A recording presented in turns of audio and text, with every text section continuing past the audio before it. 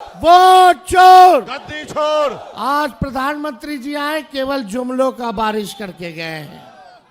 तो अब हम आदरणीय राहुल गांधी जी लोकसभा के प्रतिपक्ष नेता, उनसे आग्रह करेंगे कि भागलपुर की महान जनता के समक्ष अपनी बातों को रखें और हम भागलपुर की जनता से कहेंगे कि राहुल जी का हाथ उठा करके ताली मार करके जोरदार स्वागत करें। धन्यवाद।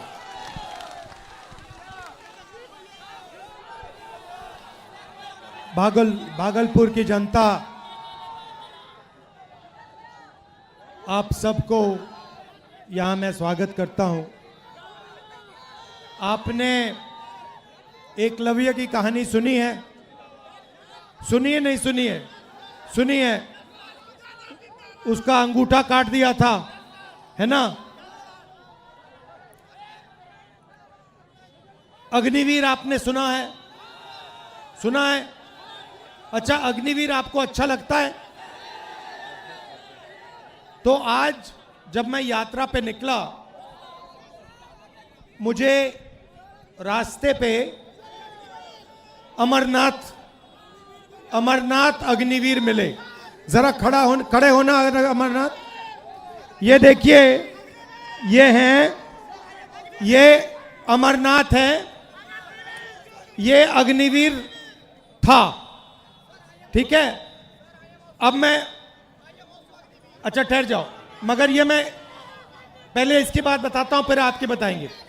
तो ये अग्निवीर था। नहीं, खड़े रहो भैया। अब एक काम करो अमरनाथ, अपना हाथ दिखाओ, दूसरा वाला जहां कटा है, जहां चोट लगी है।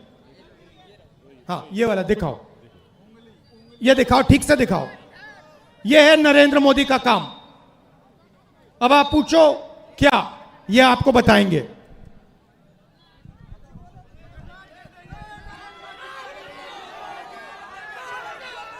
जय हिंद। मेरा नाम अग्निवीर अमरनाथ जायसवाल है। मेरी पोस्टिंग मीडियम रेजिमेंट में हुआ और पोखरण फील्ड फायरिंग रेंज में सेना का काम करते समय मेरा हाथ ब्लास्ट कर गया।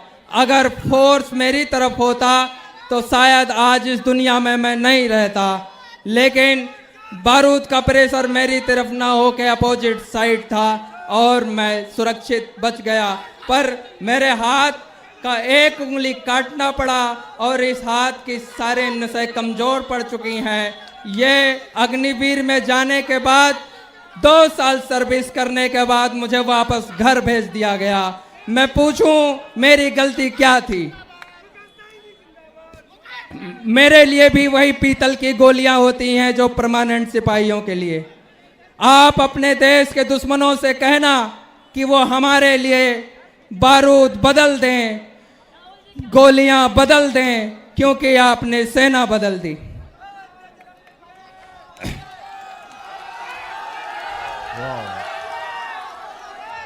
मैं अपने देश के लिए थोड़ा जो कुछ कुर्बानी दी, मैं अपने देश को एक संदेश देना चाहता हूं कि भारतीय सेना देश की नींव जब देश की मंचों पर चढ़ने लगे तो समझ लेना चाहिए कि हमारा देश कमजोर हो गया। और देश के प्रधानमंत्री को एक संकेत करना चाहता हूं कि आपके सचिव ने, आपके विशेष सलाहकार ने आपको यह सलाह नहीं दिया कि पागल, सेना और शेर नहीं छेड़े जाते, क्योंकि ये पलटवार करते हैं। और जब ये पलटवार करते हैं तो जॉर्ज की शासन समाप्त हो गया। जब ये पलटवार करते हैं तो अंग्रेज समाप्त हो गए। हम अपने सम्मान का बदला लेकर रहेंगे। आप नहीं विश्वास होता तो राहुल भैया की रैली का कोई भी वीडियो उठाकर देख ले। ये युवा अपने मन के लिए खड़े हैं, आपको सत्ता से हटाने के लिए खड़े हैं। हम अपनी सेना के लिए खड़े हैं। धन्यवाद। भैया एक आखिरी बात, ये भी बता दो आप हो कहां के?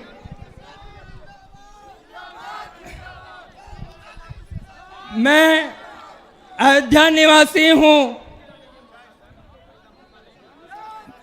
हम अयोध्यावासी अपने मर्यादा पुरुषोत्तम भगवान श्री राम को भैया कहकर संबोधित करते हैं।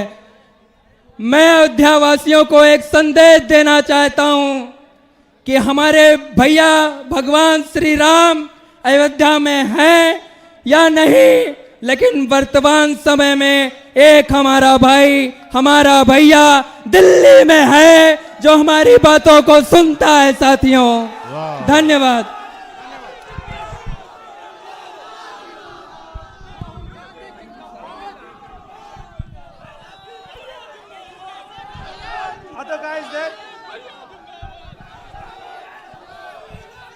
तो देखिए, जो भी युवाओं के लिए रास्ते थे, सेना का रास्ता, डिफेंस का रास्ता, पब्लिक सेक्टर का रास्ता, एग्जाम का रास्ता, रोजगार का रास्ता, ये सारे के सारे एक के बाद एक बंद कर दिए गए हैं। पहले सेना में हमारे लाखों युवा जाते थे, देश की रक्षा करते थे, उन्हें पेंशन मिलती थी, उनकी रक्षा होती थी, उनको प्रोटेक्शन मिलता था। आज एक अग्निवीर का हाथ चला गया है, मगर उसको कोई मदद नहीं की जा रही है। उसे परे करके हटाकर लात मारकर घर भेज दिया गया है। दूसरी बात, आप बिहार में, भैया बोलने दीजिए, बोलने दीजिए, डिस्टर्ब मत कीजिए। बिहार में आप, भैया बोलने दीजिए, युवा एग्जाम लेते हो, महीनों के लिए आप पढ़ाई करते हो। क्यों? क्योंकि आप रोजगार चाहते हो। एग्जाम का दिन आता है, उससे पहले पेपर लीक होता है, अमीर लोगों को, कनेक्टेड लोगों को सवाल के जवाब मिल जाते हैं, वो पेपर को एस करते हैं और आप लोगों को हटा दिया जाता है। उसके बाद जो पेपर एग्जाम में पास भी हो जाते हैं, उनके लिए इस देश में, इस प्रदेश में रोजगार नहीं मिल सकता। छोटे व्यापारियों को खत्म किया, नोटबंदी की, अग्निवीर लागू किया, गलत कानून किसानों के लिए लाए। ये हो क्या रहा है? ये हिंदुस्तान के गरीब लोगों को खत्म करने का काम किया जा रहा है। अब आप देखिए, आजादी से पहले आपके पास कुछ नहीं था। जो छोटे कमजोर लोग थे, किसान थे, मजदूर थे, दलित थे, जिनको आज हम ओबीसी कहते हैं, ये थे, आपके पास कुछ नहीं था।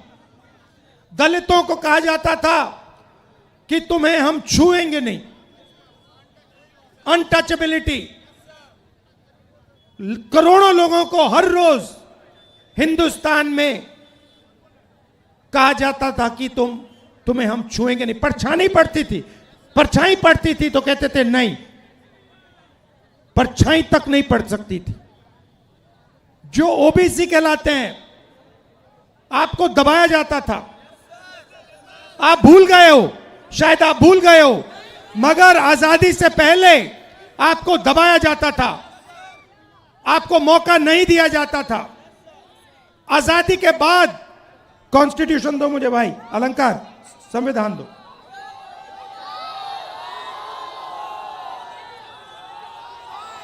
आजादी के बाद ये आया, ये संविधान आया, और इसमें लिखा है कि हिंदुस्तान के सब लोग एक जैसे हैं। कोई बड़ा नहीं है, कोई छोटा नहीं है, सारे के सारे लोग एक जैसे हैं। और हर व्यक्ति को, किसी भी जात का हो, किसी भी धर्म का हो, हर व्यक्ति को ये कॉन्स्टिट्यूशन, ये संविधान एक वोट देता है। दो नहीं देता, तीन नहीं देता, आधा नहीं देता, एक वोट देता है। One man one vote, one woman one vote. अब नरेंद्र मोदी जी और इलेक्शन कमीशन मिलकर आपसे आपका वोट छीन रहे हैं, चोरी कर रहे हैं, संविधान पर आक्रमण कर रहे हैं।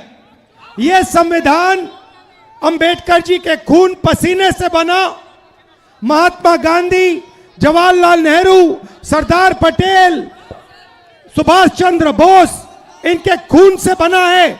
और नरेंद्र मोदी और इलेक्शन कमिश्नर मिलकर आपका वोट आपसे चोरी कर रहे हैं। क्यों चोरी कर रहे हैं?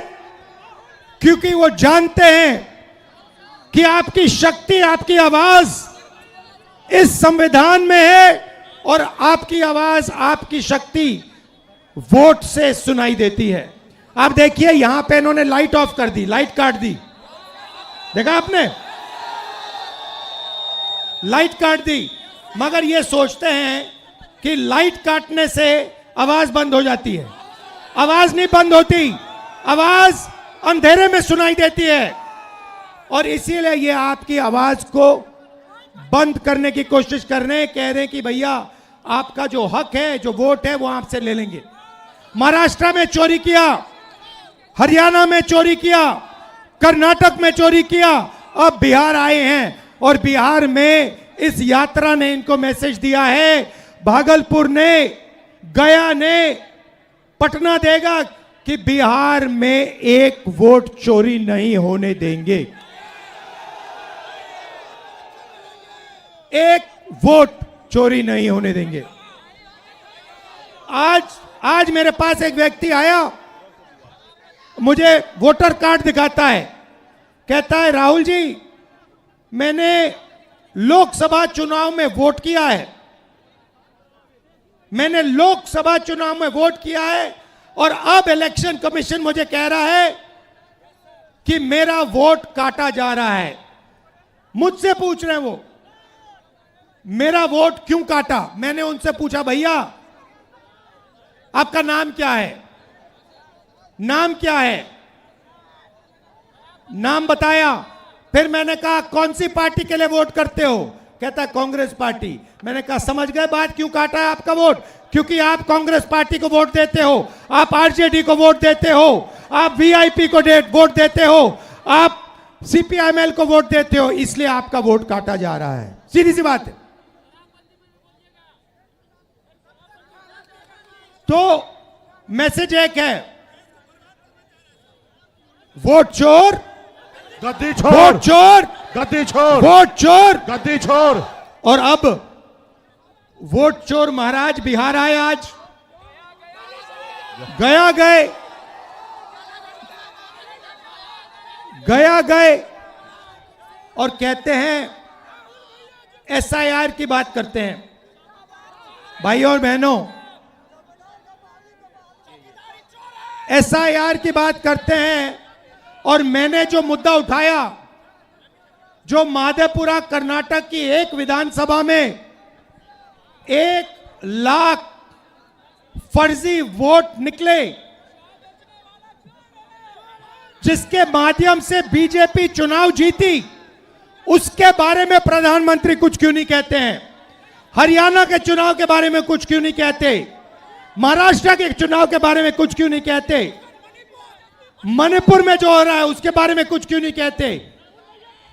सच्चाई यह है भाइयों और बहनों कि इलेक्शन कमीशन और प्रधानमंत्री बीजेपी मिलकर लोकतंत्र को खत्म करने में लगे हैं, संविधान को मिटाने में लगे हैं और आपका वोट चोरी करते हैं।